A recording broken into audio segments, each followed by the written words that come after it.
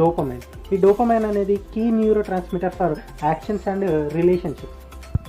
ఒక healthy relationship maintain చేయాలన్నా, actions అనేటివి ప్రాపర్గా మనము జరిగించాలన్నా డోపమైన్ అనేది నార్మల్ లెవెల్స్లో ఉండాలి. ఇప్పుడు కొన్ని ఫంక్షన్స్ చూద్దాం. These dopamine plays a significant role in arousal, aversion, cognitive control, working memory, sexual arousal and orgasm. Now what happens if this dopamine releases in low levels? నార్మల్గా మనకు పార్కిన్సన్స్ డిసీజ్ అనేది వస్తుంది, impaired balance and posture, loss of automatic movements, speech and writing changes, schizophrenia. These are the problems we will face if this dopamine releases in low levels.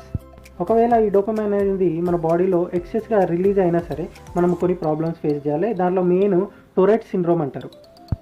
టొరెట్ syndrome యొక్క symptoms చూసుకుంటే repeated I blinking, head jerking, తర్వాత repeating own words, మనం చెప్పింది మళ్ళీ చెప్పడం, తర్వాత irritation, yelling. These are